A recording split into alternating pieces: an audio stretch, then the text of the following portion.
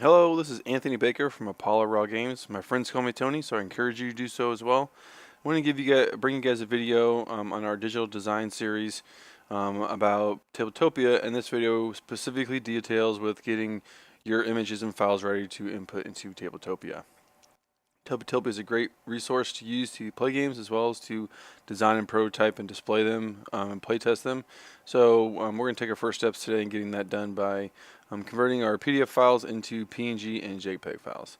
Tabletopia can accept JPEG or PNG files. The biggest difference being that PNG allows for transparency, which gives you shapes other than the traditional rectangle. And the JPEG files can be smaller depending on the image. So if you run into some space concerns, you could change some of your larger images over to JPEG to see if you could conserve some space that way. We're going to be using GIMP for this. It's a free tool you can download off of GIMP's website. This is how we're going to be converting them all into PNG or JPEG files. So go ahead and get that downloaded. Again, this is going to be taking PDF format images and creating your PNG files for Tabletopia. If you don't have them in PDF, you can get a print to PDF driver function, so that way you can get them into PDF files. I'm sure if you already have art, they can get you in PDF file format as well. So first thing we're going to go here is we're going to go up to GIMP and hit File and hit Open. And we're going to select the file that we're working with. I'm working with inside this Tabletopia video, and we have a test PDF image. Now it's important when you select images, and this one doesn't show because it's only one slide, but you can select individual slides, or if you select none, it will go ahead and import all of them. Keep in mind when you're doing this open pages as, make this sure that this is images. It defaults to layers, and if this is at layers, you'll have several slides on top of each other, and it'll be really hard to manipulate. So go ahead and put those in images, and then break them out into separate windows. All right, so you see now we have our window. Wanted to give you some different different examples of how we get this done. I use a lot of shortcuts. I'm going to go ahead and, since you can't see my keyboard, go ahead and declare them out loud so you can know what shortcuts I'm using and why I'm using them. It does make it faster, so feel free to use those for you as well. I usually cut images out of the PDF original documents when I do this, and that just lets me know that I've completed creating that image. So we're going to start with this rectangle select tool. I'm going to go ahead and get around one of our cards. Now we're going to go and cut this out with Control X. We're going to create a new window with Control N and hit Enter. We're going to paste with Control V, and then we're going to go up to Image and auto crop this, which will get us a nice tight outline around our card. We're going to go Control E for export, and this is our scorpion kick. Now I have this as a PNG file. You could also just change that to a JPG file, and it'd be a JPEG as well. So we can go ahead and export that. If you hit enter twice, it does make exporting that a little faster.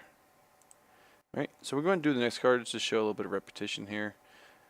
Control X to cut, Control N for new and hit enter, Control V for paste, go up to image and auto crop, Control E for export, and this is knife hand. Hit enter and hit enter. Okay. And we're saving these where we can find them later. Now we have some L-shaped tiles in a circle, which are a little different because you will have to use some transparency layers. So let's go ahead and tackle one of those. We hit Control X for cut, Control N for new and hit enter, Control V for paste. I'm going to go ahead and continue to do this auto crop image as well. Now notice that it has this bottom right corner here that we really don't want. So we're going to go ahead and get rid of that. If we hit the plus sign, it's going to zoom us in, make this a lot easier. We're going to go to Layer, Transparency, and add Alpha Channel. Now this will give us the ability to have these complex shapes. So you can go ahead and create a box here to cut out the area we don't want. One more over. There we go. Hit Control X to cut, and you notice that that image is now, or that corner is now gone. We're going to do Control E for export. We're going to call these flaming weapons. Alright, one less shape we have is a circle.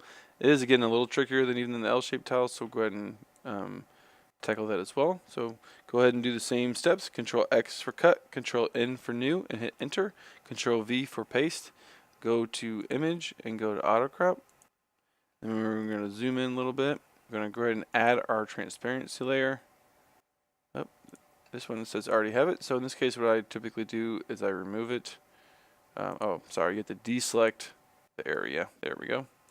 Now that should give us our transparency layer. There we go. Alright, now this time we're going to be using this ellipse tool. When we do this, we do want a perfect circle, so we can go ahead and click this fix aspect ratio and make sure it is 1:1. And with this auto crop having this box out, it's a pretty good place to start for your circle. So we're going to go ahead and start that corner and bring it up to this other corner here.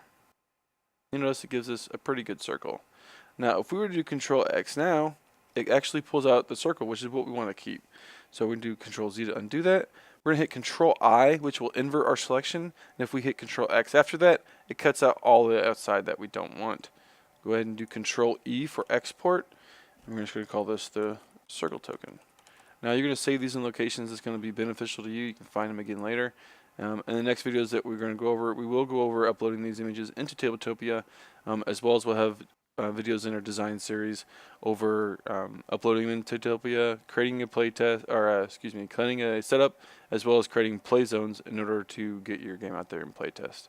So again, this is Anthony Baker from Apollo Raw Games, wishing you guys great design, and catch you next video. Feel free to like us on Facebook and visit our webpage. Thank you so much.